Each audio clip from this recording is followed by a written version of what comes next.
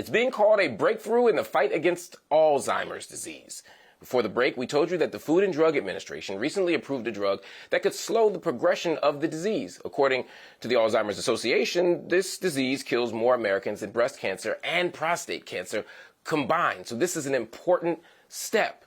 The associations say that Black and Hispanic adults are increased at risk for Alzheimer's, but the research virtually ignores them by having little to no Black or Hispanic participants. So while it is exciting that this new federal approval means a buy-in from Medicare, how helpful will it be for communities of color? Joining me to help answer that question is Dr. Bio Curry-Winchell. She's board-certified family medicine doctor. She's also an urgent care medical director. I want to thank you for joining me, doctor. Explain to me this, because it's often challenging for folk to understand how if race is not biological, it's social, as they like to tell us, and if race isn't rooted in these biological differences, how the heck is it that Black folk end up getting sicker more, dying more, getting illnesses more, all the things that seem to be bound up in biology happen to us, even though our racial differences aren't biological. So help me understand this. I look at Alzheimer's. They say we're at a greater risk for Alzheimer's. How are Black and Hispanic adults at a greater risk for Alzheimer's?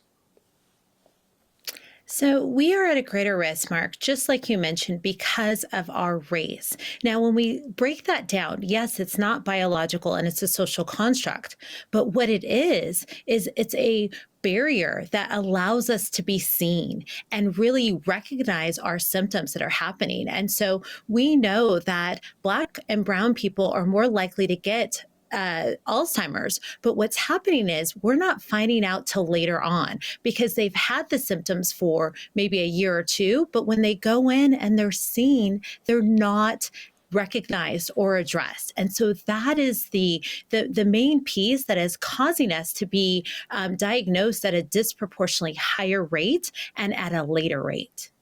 So it's not my Blackness that gives me Alzheimer's, it gives me worse Alzheimer's symptoms, or it's how people and how the world responds to my Blackness. That makes sense to me. So even the barriers that you mentioned are sort of socially constructed. So help me understand more specifically what those barriers are. You say when people finally get into treatment, right, and there's all kinds of, I guess, access issues, but also when we get there, there's also how we get treated, quality of care issues. So talk to me about what barriers prevent Black folk from getting access to the diagnosis and also a good treatment once we get to the doctor.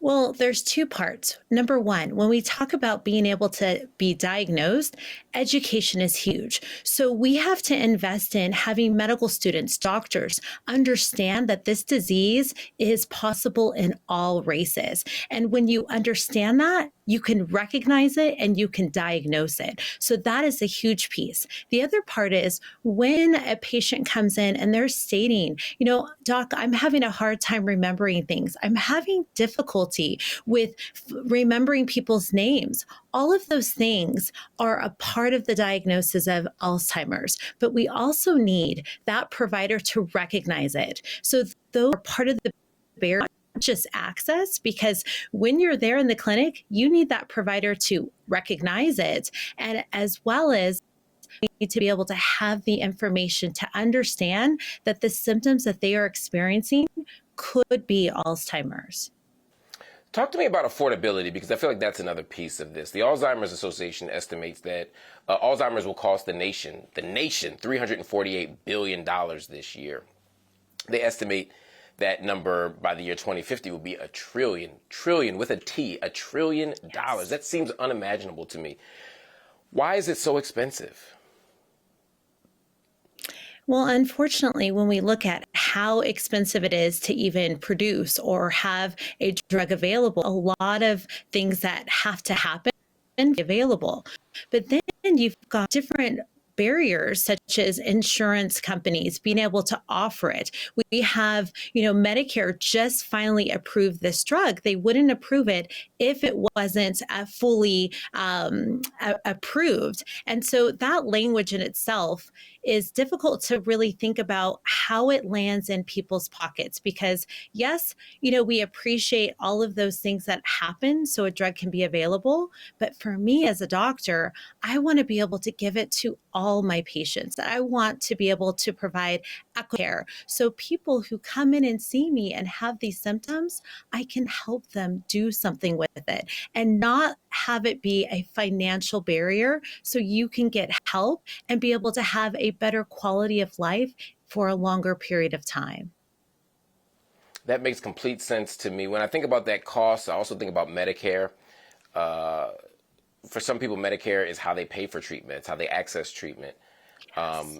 Is Medicare enough? And for Black folk, if Medicare isn't enough, should we be thinking about Medicaid? Should we be thinking about other services, other resources? How do we pay for this stuff?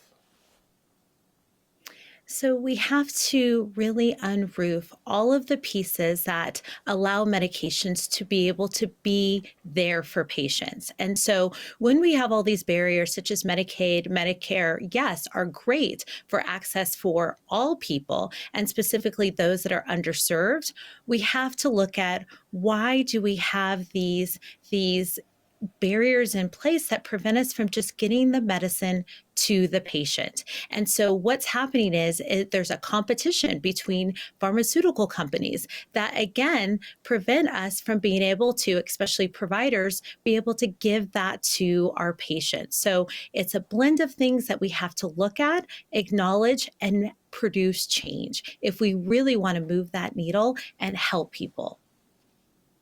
Now, this drug has some concerns about brain bleeding, about swelling, all sorts of stuff. And then there's also, I'm speaking for myself, not any other doctor or not any other researcher, not any other journalist, but I'm also concerned about how this may affect people with particular illnesses or medical histories or comorbidities that are often linked to Black folk, right? So since they haven't tested Black folk on this, with this drug enough, how risky is it for us to even take this drug right now? So there's a lot of unknown. We know that Black patients are very unlikely to be part of these clinical trials when we talk about drugs, including this medication. But what we do know is it does improve longevity as far as memory and lessens the symptoms and severity for those patients who qualify. But to your point, Mark, there are those side effects such as brain swelling and bleeding. And that has been shown in especially those patients who have more of a severe or moderate to severe form of the disease. So it's still an important piece that I think we have to have it offered to Black and brown patients, but it's something that we have to invest in having more of us in those trials so we know what to expect. Absolutely. Knowing what to expect is key. Knowing how to get our needs met is necessary. And that's why we're going to keep advocating, and that's why we're going to keep learning. And Dr. Bio Curry-Winchell, you are part of how we learn. Thank you so much for your expertise and your insight.